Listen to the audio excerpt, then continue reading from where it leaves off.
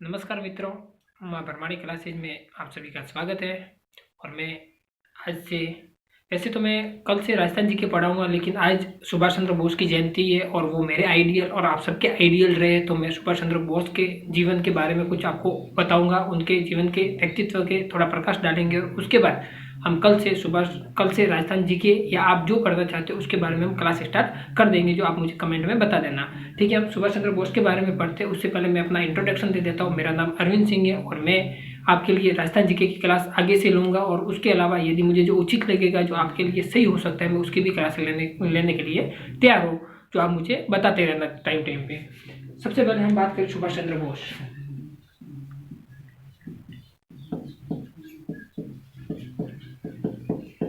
सुभाष चंद्र बोस की बात करें तो सुभाष चंद्र बोस की जब हम बात करते हैं, सुभाष चंद्र बोस वही जिन्होंने तुम मुझे खून दो मैं तुम्हें आज़ादी दूंगा ये नारा दिया था, वही सुभाष चंद्र बोस जिन्होंने जय हिंद का नारा दिया था, वही सुभाष चंद्र बोस जिन्होंने चलो दिल्ली का नारा दिया था। ठीक है, सुभाष चंद्र बोस की बात करें तो सुभाष चंद्र बोस जो हमेशा कहते थे कि अन्याय के साथ सबसे बड़ा अपराध है वो है अन्याय के साथ समझौता करना और अन्याय का शो करना, और वो हमेशा बताते कि असफलता ही असफलता के स्तंभ पर खड़ी है। इसी प्रकार उनका जो जन्म होता है वो होता है 1897 में इनका जन्म होता है।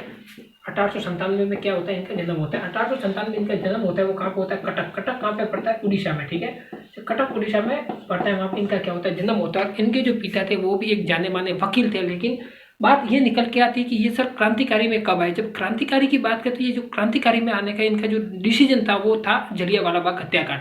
जो सब जानते हैं जलियांवाला बाग हत्याकांड जो कहाँ पे हुआ था, अमृतसर। जब जलियांवाला बाग हत्याकांड की बात करते तो वो होता है 13 अप्रैल 1919 को। कब होता है, 13 अप्रैल 1919 को। ये जलियांवाला बाग हत्याकांड हो तो गया था, लेकिन इसके होने का मुख्य जो रीजन निकल के आता है वो आता है पंजाब और दिल्ली। पंजाब और दिल्ली में कुछ हिंसात्मक गतिविधियां होती है। क्या होती है, हिंसात्मक गतिविधियां। हिंसात्मक गतिविधि,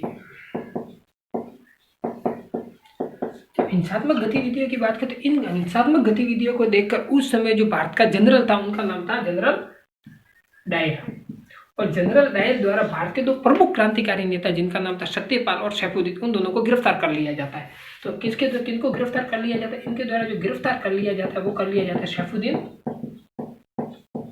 और दूसरा आता है सत्यपाल। इन दोनों को गिरफ्तार कर लिया जाए। जब इन दोनों को गिरफ्तार कर लिया तो भारतीय जनता में आक्रोश पैदा हो गया, और भारतीय जनता द्वारा इनके खिलाफ अमृतसर के जलियांवाला बाग हत्याकांड में क्या होते हैं, एक भीड़ भारतीय लोगों की इकट्ठा हो जाती है। कहाँ पे इकट्ठा होती है, ये होती है पंजाब में। कहाँ होती है, पंजाब के अमृतसर। अमृतसर कहाँ पे पड़ता है, जो पंजाब में पड़ता है। ठीक है, अमृतसर पंजाब में क्या होती है, भीड़ इकट्ठा हो जाती है। किसके खिलाफ, डायर के खिलाफ। किसके खिलाफ, डायर के खिलाफ। डायर के खिलाफ इकट्ठा हो जाते हैं। इसी में डायर द्वारा इन जो भीड़ थी ना, इस भीड़ पर क्या बन जाता है, गोलीबारी चला दी जाती है। जब गोलीबारी चला दी जाती है तो ये जो भीड़ थी ना, इसमें से लगभग 1500 से लगाकर 2000 लोग मारे जाते हैं। कितने लोग मारे जाते हैं, 1500 से 2000 लोग मारे जाते हैं। ठीक है, लेकिन इसकी जांच के लिए कमेटी बैठा दी जाती है, और वो कमेटी आती है Hunter committee. Hunter committee, sir ये हंटर कमेटी क्यों, हंटर कमेटी इसलिए कि जो इसका अध्यक्ष था ना वो था हंटर। कौन था, हंटर, और इसी के नाम पर कमेटी का नाम आता है हंटर कमेटी। ठीक है, जब हंटर कमेटी की बात करें तो हंटर कमेटी की जो स्थापना कर दी जाती है वो की जाती है 8 अक्टूबर को। कब की जाती है, 8 अक्टूबर 1919 को। जब 8 अक्टूबर 1919 की जब इसकी स्थापना करती जाती है तो इसमें कुल सदस्य आते हैं 8 अक्टूबर से 8 याद रखना, 8 सदस्य कितने आते हैं, 8 सदस्य आते हैं। ठीक है, 8 सदस्य। और इसमें जो इसमें मरने वालों की संख्या बता दी जाती है वो बता दी जाती है 379, नहीं, लेकिन वास्तव में मरने वालों की संख्या कितनी थी, वो थी 1500 से 2000 थी। और इसी बात को देखते हुए भारतीय राष्ट्रीय कांग्रेस द्वारा एक और कमेटी बैठा दी जाती है इसकी जांच के लिए। उसका अध्यक्ष बना दिया जाता है, वो बना दिया जाता है मदन मोहन मालवीय। तो क्या बात आती है, भारतीय राष्ट्रीय कांग्रेस।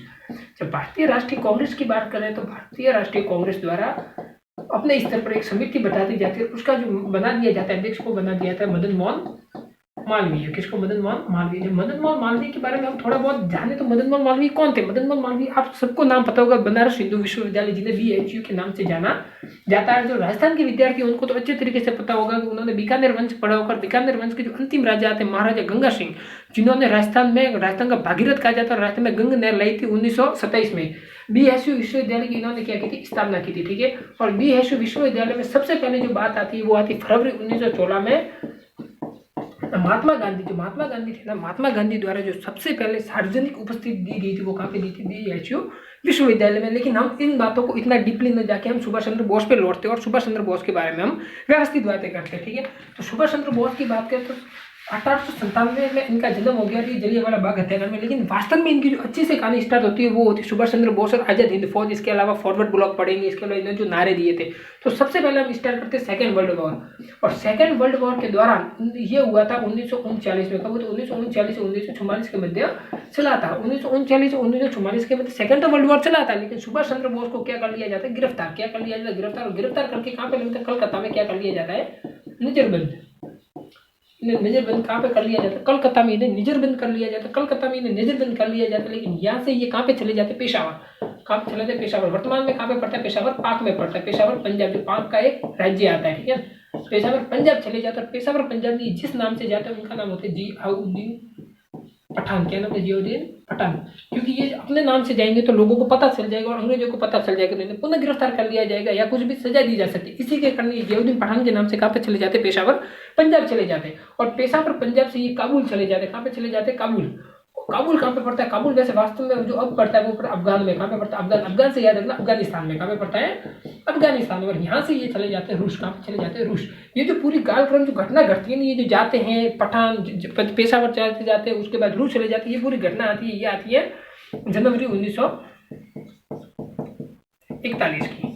उसके बाद ये कहाँ पे चले गए? रूस। लेकिन उस समय रूस पर जो आक्रमण कर लिया जाता है उसमें आपको पता होगा जर्मनी, और जर्मनी का सबसे तानाशाह शासक आता है हिटलर। हिटलर द्वारा रूस पर क्या कर लिया जाता है? आक्रमण कर लिया जाता है। रूस पर क्या करता है? आक्रमण। और रूस कौन सा था? हिटलर। किसके द्वारा? हिटलर माने तो जर्मनी द्वारा। किसके द्वारा? जर्मनी द्वारा आक्रमण कर लिया जाता है। जो ये रूस था ना, ये मित्र राष्ट्रों में शामिल हो जाता है। किसमें? मित्र राष्ट्रों में शामिल। जब रूस मित्र राष्ट्र में शामिल हो गया तो उसे पता था कि अब खुद जर्मनी मित्र राष्ट्र मतलब जर्मनी में शामिल। जब रूस खुद जर्मनी में शामिल हो गया तो अब इन्होंने सोचा कि इन्होंने सुभाष चंद्र बोस ने, और बोस कहाँ पे चले जाते हैं? ये बोस चले जाते हैं कहाँ पे चले जाते हैं? ये जर्मनी चले जाते हैं, ठीक है। जब ये जर्मनी तो चले गए लेकिन वहां पे जाकर इन्होंने किससे की? तानाशाह शासक जिन्हें हिटलर से मुलाकात करते हैं। किससे करते हैं? हिटलर। और हिटलर द्वारा इन्हें एक उपाधि दी जाती है जिसका नाम आता है नेताजी की। कौन से? नेताजी उपाधि दी जाती है। अब ये जर्मनी चले गए तो जर्मनी में जाकर कुछ तो कार्य करेंगे। और यहाँ पे जाकर इन्होंने सबसे पहले फ्री इंडिया सेंटर की स्थापना। किसकी की? Free India centre. इन्होंने फ्री इंडिया सेंटर की यहाँ पे स्थापना तो कर दी, लेकिन फ्री इंडिया सेंटर में इन्होंने एक नारा भी दिया था, उसका नाम था जय हिंद का नारा। कौन सा दिया था? जय हिंद का नारा। जय हिंद का नारा। फिर इन्होंने जय हिंद का नारा तो दे दिया, लेकिन अब बात को कुछ इस प्रकार आगे बढ़ाते हैं कि बात हम आते हैं, वो आते हैं 19 दिसंबर की बात आती है। दिसंबर 1941। 1941 में बात एक आती है। कौन सा? सबसे पहले बात आती है कैप्टन मोहन सिंह। कौन सा था? कैप्टन मोहन सिंह।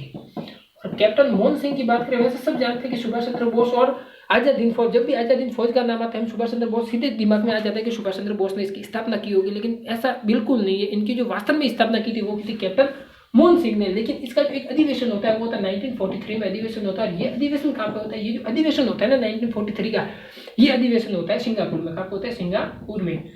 और सिंगापुर जो अधिवेशन होता है इसमें जो कौन सी जो आजाद हिंद फौज थी ना, आजाद हिंद फौज, इसकी जो कमान है ना वो किसको सौंप दी जाती है? कमान सौंप दी जाती है। वो किसको सौंप दी जाती है? सुभाष चंद्र बोस को। किसको? सुभाष चंद्र बोस को। सुभाष चंद्र बोस को। सुभाष चंद्र बोस को इसकी कमान तो सौंप दी जाती है। अब इनके पास कमान आ जाती है तो इनके द्वारा एक नारा दिया जाता है, उसका नाम आता है चलो दिल्ली। कौन सा आता है? चलो दिल्ली नारा, ठीक है। जब इनके द्वारा चलो दिल्ली का नारा दिया जाता है उसके बाद बात इस प्रकार आगे बढ़ती है कि इन्होंने सिंगापुर में एक और कार्य किया था। वो कार्य आता है, इन्होंने एक सरकार स्थापित की थी, उसका नाम था स्वतंत्र भारत की स्वतंत्र भारत की अस्थायी सरकार। स्वतंत्र कौन सा? स्वतंत्र भारत की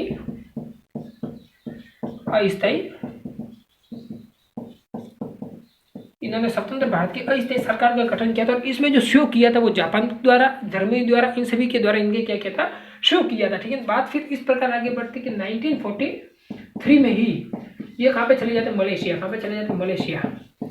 और मलेशिया में बात आगे आती है कि मलेशिया में ये क्या करते हैं? वहाँ पे स्वतंत्रता जो सेनानी होते हैं ना, सेनानी मतलब सैनिक, उनको क्या करते हैं? संबोधित करते हैं। क्या करते हैं? संबोधित।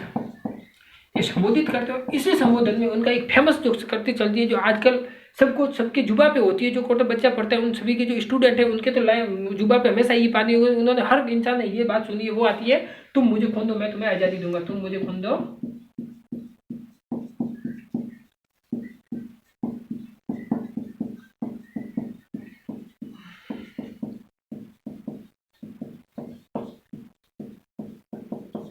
तुम मुझे खून दो मैं तुम्हें आज़ादी दूंगा, ये इनके द्वारा कहा जाता है। उसके बाद बात आती है 1944, बात आगे बढ़ती 1944 और 1944 में ये क्या करता है, एक रेडियो प्रसारण के माध्यम से, किसके रेडियो प्रसारण, रेडियो प्रसारण के माध्यम से गांधी से क्या करते, बात करते, गांधी से बात। और इसमें ये गांधी जी को कहते हैं कि मैं स्वाधीनता की अपने स्वाधीनता की अंतिम लड़ाई लड़ रहा हूँ, इसके लिए तुम मुझे आशीर्वाद दो। स्वाधीनता की अंतिम लड़ाई, स्वाधीनता की अंतिम लड़ाई में आशीर्वाद, स्वाधीनता की अंतिम लड़ाई में तुम्हारा क्या चाहिए, आशीर्वाद। और आशीर्वाद में इन्हीं बातों में इन्होंने सुभाष चंद्र बोस ने, इन्हीं बातों में सुभाष चंद्र बोस ने गांधी जी को एक उपाधि दी जाती है, और वो उपाधि आती है, कौन सी उपाधि आती है, राष्ट्रपिता। कौन सी आती है, राष्ट्रपिता। तो राष्ट्रपिता की उपाधि किसने दी, सुभाष चंद्र बोस ने। जब भी पूछे कि राष्ट्रपिता महात्मा गांधी को उपाधि किसने दी थी, राष्ट्रपिता की उपाधि दी थी सुभाष चंद्र बोस ने। बात इस प्रकार आगे बढ़ती है, बात 1944 से बात आगे बढ़ती है, और बात आगे आती है, वो आती है 1945 की बात आती है। ठीक है, 1944 से बात 1945 की बात आती है। 1945 में एक विमान दुर्घटना में इनकी क्या होती है, विमान दुर्घटना में इनकी क्या हो जाती है, मौत हो जाती है। ठीक है, विमान दुर्घटना में मौत तो हो जाती है, लेकिन आजाद हिंद फौज तो अभी भी बरकरार रहती है। आजाद हिंद फौज अपना कार्य करती रहती है। कौन सी आती है, आजाद हिंद फौज अपना कार्य करती रहती है। आजाद हिंद फौज पर कौन सा 1945 में ही एक मुकदमा चलता है, और ये मुकदमा कहाँ पे चलता है, ये चलता है लाल किले पर। कहाँ पे चलता है, लाल किले पर। और इस लाल किले पर ये मुकदमा चलने के कारण इसे क्या कहता है, लाल किले का मुकदमा। क्या कहता है, लाल किले का मुकदमा। जब लाल किले के मुकदमे की बात करते हैं तो उसे लाल किले का मुकदमा, ये जो बात आती है, ये बात घटना घटती नवंबर 1945 की। और इसी के विरोध में भारतीय जनता द्वारा 12 नवंबर की बात आती है, 12 नवंबर 1945 को क्या बना दिया जाता है, आजाद हिंद फौज दिवस। कौन सा बना दिया, आजाद हिंद फौज दिवस। भारतीय सेना द्वारा आजाद हिंद फौज दिवस मना दिया जाता है, लेकिन इस पर मुकदमा चलता है, और इसमें कौन सा, भारत के बहुत सारे वकील शामिल होते हैं। और इन जो वकीलों में जो प्रमुख जो वकील आता है, उनमें आता है जो भारत के जो वकील थे ना, वकीलों की एक टीम आती है। कौन से वकीलों की एक टीम आती है। इन वकीलों की जो टीम थी, इसके जो प्रमुख थे ना, वो कौन रहते, भूला भाई देसाई। कौन रहते, भूला भाई देसाई। और भारतीय सेना का आक्रोश, भारतीय सेना द्वारा इतना आक्रोश किया गया कि 1857 की क्रांति के बाद दूसरा इतना बड़ा आक्रोश था। और इसमें क्या करते हैं, तो आजाद हिंद फौज पर जो मुकदमा चलाया गया था, और इसमें 2-3 लोगों को क्या कहते हैं, फांसी की सजा दे दी गई थी। उनको क्या कहते हैं, टाल दिया जाता है और उसे समाप्त कर दिया जाता है। इसी के साथ आजाद हिंद फौज क्या हो जाती है, समाप्त हो जाती है। लेकिन अब आजाद हिंद फौज समाप्त होगी, लेकिन कौन सा, भारतीय राष्ट्रीय कांग्रेस में जो सुभाष चंद्र बोस का योगदान रहा है, वो तो हम भूल नहीं सकते। इसके लिए हमको कहाँ पे जाना पड़ता है, भारतीय राष्ट्रीय कांग्रेस में। और हम थोड़ा बहुत भारतीय राष्ट्रीय कांग्रेस के बारे में भी पढ़ लेते हैं। जैसे भारतीय राष्ट्रीय कांग्रेस की बात करें तो भारतीय राष्ट्रीय कांग्रेस की जो भारतीय राष्ट्रीय कांग्रेस है ना, उसकी स्थापना तो 1885 में हुई थी। कब हुई थी, 1885 में। इसकी जो स्थापना की थी वो किसने, ए.ओ. ह्यूम ने। किसने की थी, ए.ओ. ह्यूम ने इसकी क्या की, स्थापना की थी। ठीक है, ए.ओ. ह्यूम ने इसकी स्थापना की थी। ये बात रखा था कि भारतीय राष्ट्रीय कांग्रेस किसके दिमाग की उपज थी। जब ये उपज की बात आती है, उसमें बात के गवर्नर जनरल थे, उनका नाम था डफरिन। क्या नाम था, डफरिन द्वारा इसकी क्या कर दी जाती है, स्थापना कर दी जाती है। ठीक है, तो भारतीय राष्ट्रीय कांग्रेस की जो उपज थी ना, वो डफरिन की आती है। लेकिन ये प्रथम अधिवेशन होता है ना, ये अधिवेशन होना तो कहाँ पे था, ये था पूना में। कहाँ पे होना था, पुणे में ये प्रस्तावित था। लेकिन पुणे में उस समय क्या फैल जाती है, फ्लैग एक महामारी के रूप में फैल जाती है। कौन सा मतलब, फ्लैग एक महामारी के रूप में फैल जाती है। और फ्लैग फैलने के कारण ही इसको कहाँ पे स्थापित कर दिया जाता है, मुंबई में। कहाँ पे, मुंबई में। जब मुंबई में इसको स्थापित कर दिया जाता है, तो इसके जो प्रथम अध्यक्ष बने जाते हैं वो डब्ल्यू.सी. बनर्जी। कौन बनता है, डब्ल्यू.सी. व्योमचंद्र बनर्जी को इसका कहता है अध्यक्ष बना दिया था। अब भारतीय राष्ट्रीय कांग्रेस के हम एक अधिवेशन में पढ़ने से बेहतर है कि हम डायरेक्ट सुभाष चंद्र बोस पर लौटते हैं। और सुभाष चंद्र बोस की बात करें तो सबसे पहले बात आती है 1938 में हरिपुरा अधिवेशन होता था।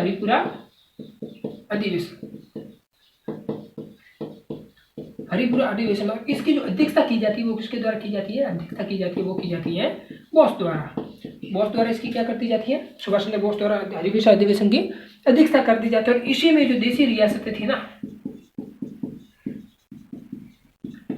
इसमें ही देशी रियासतों को क्या करना, देशी रियासतों को प्रजामंडल आंदोलन चलाने की अनुमति दे दी जाती है। प्रजामंडल आंदोलन चलाने की अनुमति, प्रजामंडल आंदोलन चलाने की अनुमति दी जाती है। बात कुछ प्रकार इस प्रकार आगे बढ़ते 1948 में 1938 हरिपुरा अधिवेशन में इनके द्वारा अध्यक्षता की जाती है। देशी रियासतों को प्रजामंडल आंदोलन चलाने की अनुमति दी जाती है। यही 1938 आते हैं जिसमें सबसे मोस्ट बात निकल के आती है, वो आती है इसी जो हरिपुरा अधिवेशन है। इसमें महात्मा गांधी को क्या दिया जाए, महात्मा गांधी को काले झंडे दिखा दिए जाते हैं। कौन सा, महात्मा गांधी।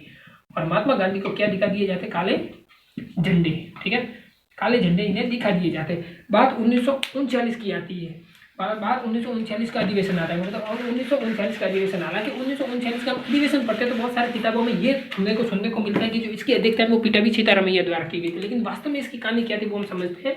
1939 और 1939 में त्रिपुरी अधिवेशन होता है, त्रिपुरी अधिवेशन होता है, ठीक है। अब त्रिपुरी अधिवेशन होता है तो त्रिपुरी अधिवेशन के बारे में सबसे पहले इसके इसमें क्या थे, दो मत थे। एक आता था सुभाष चंद्र बोस जो अध्यक्षता करना चाहते थे, दूसरा आता था पटाभी सीतारमैया, मतलब पटाभी सीतारमैया, ये दोनों क्या करना चाहते थे, अध्यक्षता करना चाहते हैं। लेकिन सुभाष चंद्र बोस इसमें क्या होते हैं, चुनाव होते हैं, इन दोनों के मध्य क्या करवा दिए जाते हैं, चुनाव, इन दोनों के मध्य चुनाव करवा दिए जाते हैं और जीत किसकी हो जाती है, सुभाष चंद्र बोस की जीत हो जाती है, ठीक है। सुभाष चंद्र बोस की जीत तो होगी, लेकिन फिर भी सुभाष चंद्र बोस द्वारा यहाँ पे क्या दिया जाता है, इस्तीफा दे दिया जाता है। सुभाष चंद्र बोस द्वारा इसमें इस्तीफा दे दिया जाता है और सुभाष चंद्र बोस ने इसी समय 1939 में एक स्थापना कर दी जाती है। और वो सबसे बहुत सारे एग्जामों में, अलग अलग एग्जामों में पूछा भी जा चुका है कि फॉरवर्ड ब्लॉक की स्थापना किसने की थी, तो वो कहती सुभाष चंद्र बोस ने। और कब की थी, तो ये आता है 1939 में, किसकी स्थापना, फॉरवर्ड ब्लॉक, किसकी, फॉरवर्ड ब्लॉक की स्थापना, ठीक है, फॉरवर्ड ब्लॉक की स्थापना कर दी जाती है। इसी प्रकार सुभाष चंद्र बोस का पूरा विवरण समाप्त हो जाता है। वैसे हम थोड़ा बहुत भारतीय राष्ट्रीय कांग्रेस के बारे में भी पढ़े तो थोड़ी बहुत जो ब्रीफ जो इसमें बातें आती है, जो प्रमुख आंदोलन, जो इसमें प्रमुख जो अधिवेशन आते हैं उसके बारे में हम थोड़ा पढ़ लेते हैं। वो अधिवेशन कौन से आते हैं कि ये एक तो आता है कि किस वर्ष भारतीय राष्ट्रीय कांग्रेस के 2 अधिवेशन हुए थे। वो 2 अधिवेशन हुए थे, वो हुए थे 1918 में। कब हुए थे, 1918 में। कब हुए थे, दो हुए थे। कब, एक तो हुआ था सितंबर में। कब हुआ था, सितंबर में। एक हुआ था दिसंबर में। जब सितंबर की बात करते ये कहाँ पे हुआ था, मुंबई में। कहाँ पे हुआ था, मुंबई। और जो दिसंबर में हुआ था वो कहाँ पे हुआ था, कलकत्ता में। तो एक तो ये बात निकल के आती है। दूसरी ये बात निकल के आती है कि जो भारतीय राष्ट्रीय कांग्रेस है ना, इसमें जो नरम दल और गरम दल दोनों अलग हो गए थे, वो कब हुए थे, वो आता है 1907 का अधिवेशन। 1907 का अधिवेशन आता है। 1907 का जो अधिवेशन आता है जिसकी अध्यक्षता राम बिहारी द्वारा, किसके द्वारा, राम बिहारी, किसके द्वारा, राम बिहारी द्वारा इसकी अध्यक्षता कर दी जाती है। इसी कारण ये कहाँ पे होता है, सूरत में। कहाँ पे होता है, सूरत में। सूरत गुजरात में। इसमें क्या होता है, नरम दल और गरम दल दोनों क्या हो जाते हैं, अलग हो जाते हैं। नरम और गरम दल दोनों क्या हो जाते हैं, अलग हो जाते हैं। इसके अलावा एक और अधिवेशन इससे पहले होता है, वो आता है 1906 का अधिवेशन, ठीक है। और 1906 का जो अधिवेशन होता है इसमें जो प्रमुख बात निकल के, जो मोस्ट बात निकल के आती है, इसमें कौन सा, मुस्लिम लीग की स्थापना होती है। कौन सी, मुस्लिम लीग की स्थापना।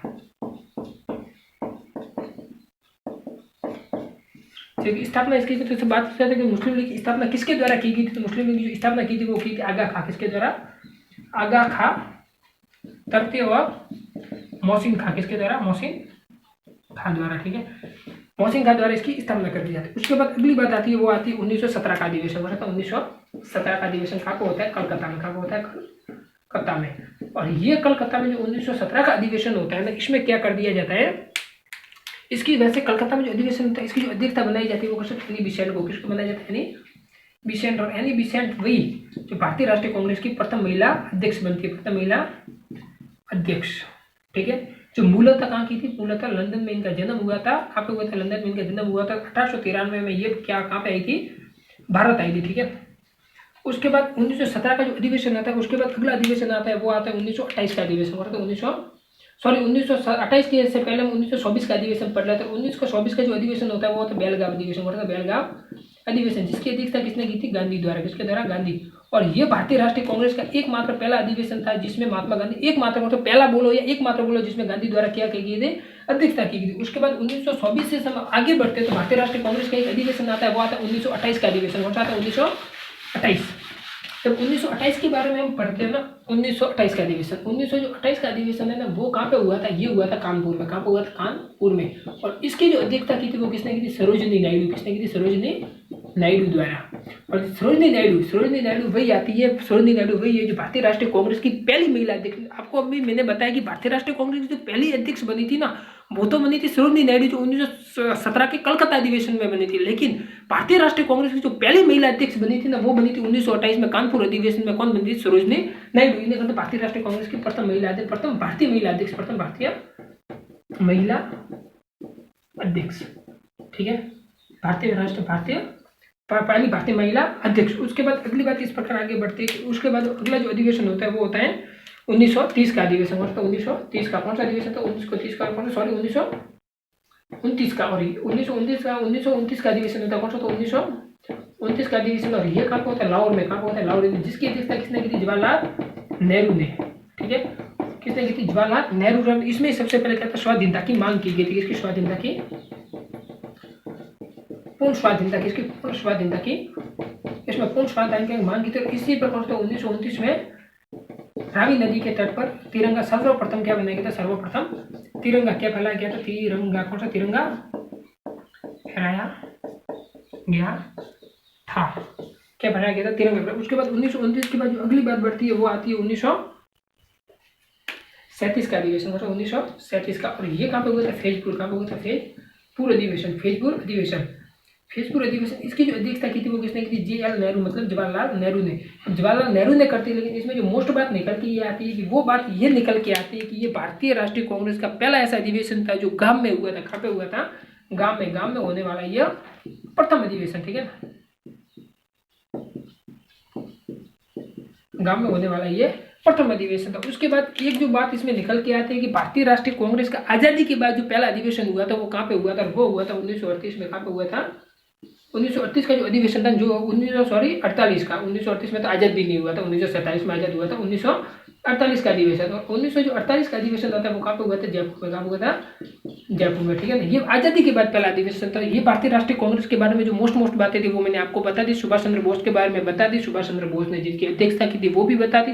इसके अलावा दोस्तों आज तो हम यहाँ तक ही रोकेंगे, लेकिन इसके बाद अब आप कमेंट में जो भी हो बता दीजिए। वैसे आज मेरी पहली क्लास थी और मैं पहली बार बोर्ड के सामने आया तो थोड़ा नर्वस फील भी हो रही थी। बाकी मैं काफ़ी टाइम से ये सपना देख रहा हूँ कि मैं कैमरा के सामने आऊँ, मैं पढ़ा, और मैं काफ़ी टाइम से ये सोच रहा था कि मैं एक बहुत अच्छे लेवल की क्लास से पढ़ा। और मैं आपको दावे के साथ कह सकता हूँ कि यदि मैं क्लास पढ़ाऊंगा तो आपको मैं हर उस लेवल को छूंगा, तो उसके बाद आपको भी लगेगा। वैसे आपको मुझे टाइम तो देना पड़ेगा। आप मेरी 15 दिन भी क्लास लेके देख लेना, आपको खुद को एहसास हो जाएगा कि हाँ वास्तव में यहाँ से कुछ बन सकता है। चाहे आप मुझे स्टैटिक जीके पढ़ना चाहो तो आप स्टैटिक जीके, और आप जो भी सब्जेक्ट पढ़ना चाहते हो उसके आप मुझे कमेंट में बता दीजिएगा। आप मैं वो सब्जेक्ट आपको पढ़ा दूंगा और मैं आपको हर एक बेहतर तरीके से और बहुत डीपली और अच्छे तरीके से पढ़ाऊंगा। आप जो पढ़ना चाहते हो वो मुझे कमेंट में बता दीजिए। नमस्कार, जय हिंद, और फिर मिलते हैं।